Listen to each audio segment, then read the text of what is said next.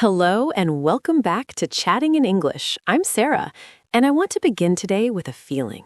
That feeling of delivering what you thought was a brilliant presentation on a video call, only to be met with silence, black squares, a chat box that remains empty, the creeping doubt. Did anyone actually hear me? And I'm William. That feeling, Sarah, isn't just in your head. It's a measurable phenomenon. Researchers at the Stanford Virtual Human Interaction Lab have a term for it: presence disparity. In a physical room, a leader's presence is ambient. It fills the space. In a digital room, presence is allocated. It's given only to the person who is speaking and only when their audio is unmuted. This fractures the traditional aura of leadership. So today, we're solving for that fracture. This isn't about becoming a more charismatic person in general, though that's wonderful.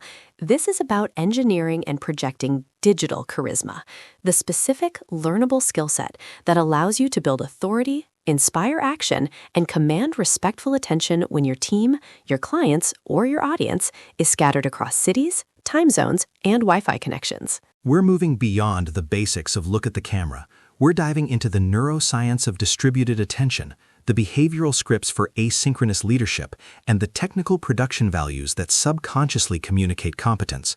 We'll cover everything from the physics of your voice online to the architecture of an inspiring Slack message. But first, we need to understand the enemy. William, what are the core psychological barriers that make digital leadership so uniquely challenging? We can break it down into three primary barriers, Sarah. First, the cognitive load mismatch. In person, your brain processes leadership cues holistically: body language, voice, spatial dynamics, all at once. Digitally, your team's brains are engaged in what's called transactional looking. They're consciously decoding a compressed signal.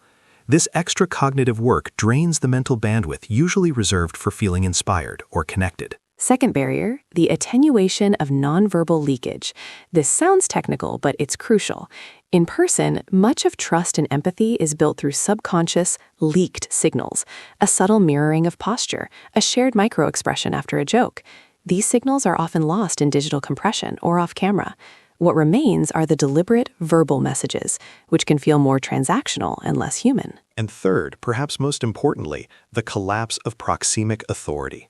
Proxemics is the study of personal space. A leader in a physical room commands space. They move through it. Their physicality implies scale. On a screen, everyone is the same size, in the same little box. The innate spatial hierarchy of a conference room is flattened. You must build authority through new means. So the playing field is, in a way, leveled. But that's not a disadvantage. It's an opportunity. It means digital charisma isn't about who has the loudest voice or tallest stature. It's a skill set that can be learned, practiced, and mastered by anyone. And it begins not with what you do during a meeting, but long before it starts. True digital charisma isn't switched on when you hit join meeting. It's an aura that precedes you. It's built in the asynchronous quiet spaces. Think of it as your digital shadow, the impression you cast when you're not actively performing. Let's start with the most foundational element, the platform persona, your consistent identity across email, Slack, LinkedIn, and Calendar. Charismatic digital leaders have what we call cross-platform cohesion. Their profile photo is professional and consistent. Their status messages are intentional. Their email signature is clean and informative. This cohesion builds subconscious reliability. A key tactic here is the signature content sliver.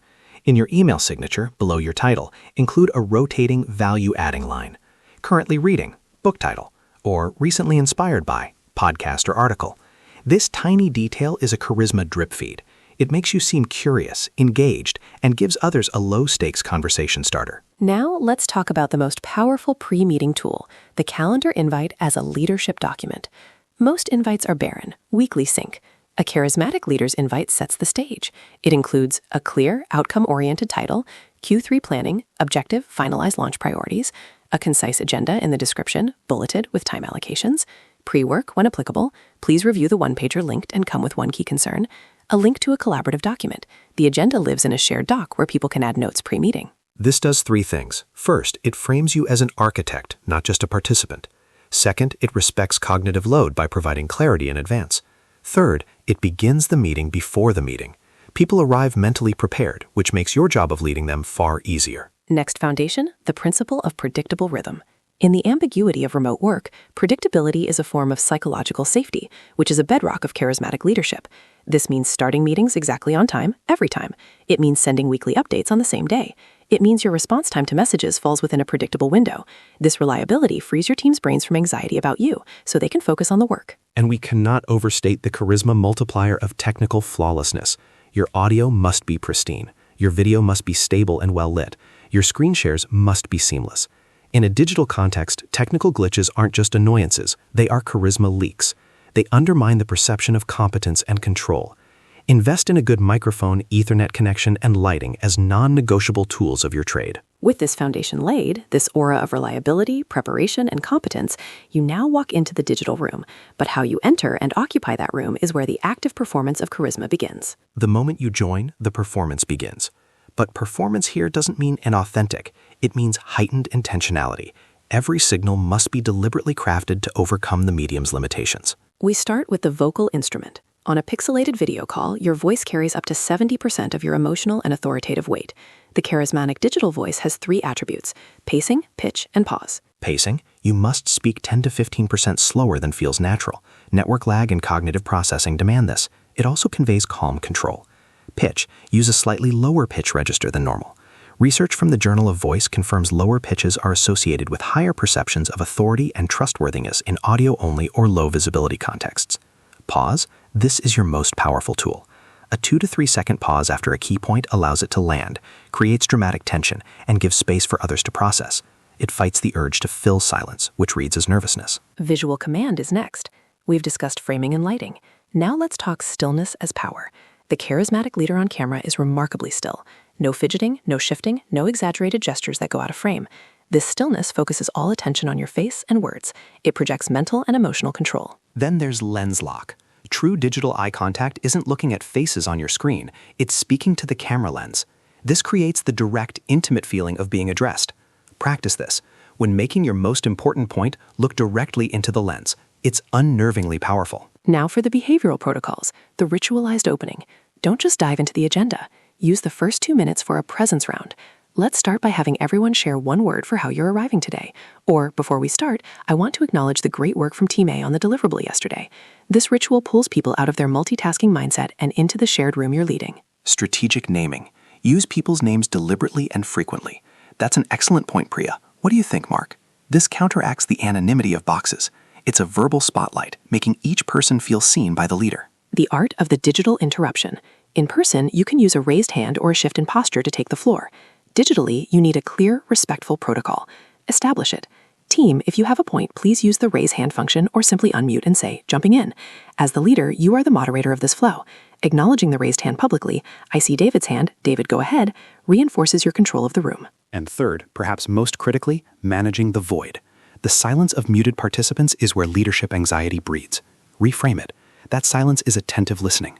Thank people for it. I appreciate the focused silence as we work through this complex data. You define the meaning of the void, so it doesn't define you. A leader's presence in the office hallway is gone. That's where asynchronous charisma becomes your superpower. This is your ability to inspire, guide, and motivate through written and recorded media where you have no real-time feedback. Let's start with the charismatic written word. In email and Slack, charisma is conveyed through clarity, warmth, and strategic emphasis. Use short paragraphs. Use bold not for shouting, but for guiding the reader's eye to the key action or insight. Avoid sarcasm and ambiguity. The tone is easily lost. The feedback sandwich is dead. Instead, use the clear context, specific feedback, forward path model. Alex, regarding the client proposal draft. Context, your analysis on page 2 is exceptionally sharp. That's exactly the insight they need. Specific praise. The executive summary could be tightened to mirror that clarity. I've added 2 suggestions and comments. Forward path. Thanks for driving this. This is directive, supportive, and efficient. The voice note as leadership tool. A 60-second voice note on Slack or Teams can have monumental impact. It conveys nuance, tone, and care that text cannot. Use it for praise, for complex explanations, or to show enthusiasm. It's a burst of human presence in the asynchronous void. The culture of public recognition. Digital charisma isn't hoarded, it's distributed. Use public channels to shine a light on others. Tag team members in congratulatory messages. Celebrate wins in the weekly update. This spotlight sharing builds loyalty and shows you are a leader who builds up their team. Strategic vulnerability. This is advanced but powerful. Asynchronous channels allow for more thoughtful sharing. A message like, reflecting on last quarter, I underestimated the challenge of X. Here's what I learned. delivered via a short Loom video or a thoughtful email, builds immense trust and psychological safety. It shows confidence, not weakness. Finally, the curated digital artifact. Share articles, podcasts, or tools with a one-sentence insight about why it's relevant. Read this piece on consumer trends. The third point is exactly why our Project Pivot makes sense. This positions you as a synthesizer and a strategic thinker, not just a manager of tasks. We've given you the scripts, the techniques, the protocols. But charisma, digital or otherwise, ultimately corrodes if it's not powered by genuine care and curiosity. The technology is the conduit, not the message. Your final discipline is intentional reach-outs. Once a week, schedule 15 minutes to send 2 to 3 unprompted, non-transactional check-ins. A message to a team member. No reply needed, but I was impressed with how you handled the client question yesterday. A note to a peer. The framework you shared last week is already helping my team. Thank you. This is the digital equivalent of management by walking around. It's leadership by caring aloud. Remember the goal. Frictionless humanity. All the tech setup, the voice training, the agenda crafting, it all serves one purpose. To remove the friction of the medium so you're... Remember the goal. Frictionless humanity.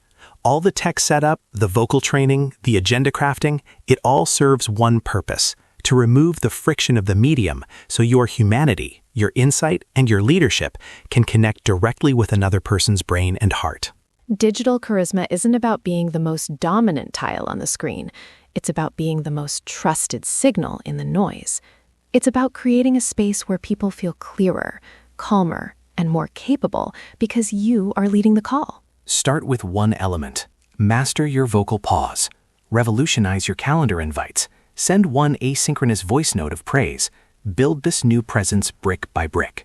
Next week, we'll explore the flip side, the empowered digital follower, how to stand out and support remotely. Until then, choose one charisma leak to plug and one charisma signal to amplify. The digital room is waiting for you to lead it. Thank you so much for spending your time with us today. Truly, every episode feels special because you show up, listen, and make this community what it is. William and I pour our hearts into these conversations, and knowing that you're out there, tuning in, growing with us, and sharing your thoughts, it means more than we can ever say. Before we wrap up, I want to remind you of something important. This podcast isn't just something you listen to, it's something you're a part of. Your support helps us keep creating, keep improving, and keep bringing you deeper, better, more meaningful episodes every single week. So if you enjoyed today's episode, please hit that subscribe button on your favorite platform. It helps us reach more people who'd love this content just as much as you do. And if you can, leave us a quick rating or review. It truly goes a long way. You can also follow us on social media, send us your questions, or share topics you want us to explore next. We love hearing from you, and your ideas often shape future episodes. Thank you again for being here. Stay curious, stay kind, and stay connected. Until next time, this is Sarah, signing off with gratitude and love. Don't forget, subscribe, share, and keep the conversation going. We'll see you in the next episode. All right, everyone. Before we close out today's episode, I just want to take a moment to say a huge thank you. Seriously, you could be anywhere right now, but you chose to spend your time with us. That means everything. Every message, every share, every moment you tune in helps this podcast grow into something bigger than we ever imagined. Sarah and I are truly grateful for this community. This show exists because of listeners like you, and it continues because you keep showing up. So thank you from the bottom of my heart. Now, if you haven't already, make sure you subscribe so you never miss an episode. We've got so many exciting stories, ideas, and discussions coming up, and I don't want you missing even a single one. Hit that subscribe button, follow us online, and stay connected with the conversation. And if you enjoyed today's episode, take just a few seconds to leave a rating or a short review. It helps more than you know. It pushes the podcast forward and helps new listeners discover our community. We always want to hear from you too. Drop your episode suggestions, your questions, or your thoughts. You inspire so much of what we create. All right, that's it for today. Thank you again for listening. Stay inspired, stay motivated, and remember to subscribe. This is William, signing off, and I'll see you in the next episode.